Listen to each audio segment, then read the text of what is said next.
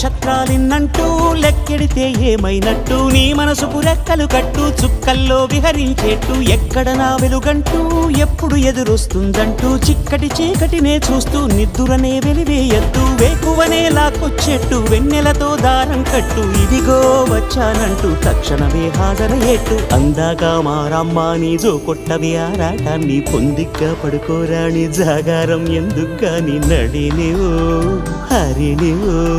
తరుణివో మురిపించి ముద్దుల గుమ్మ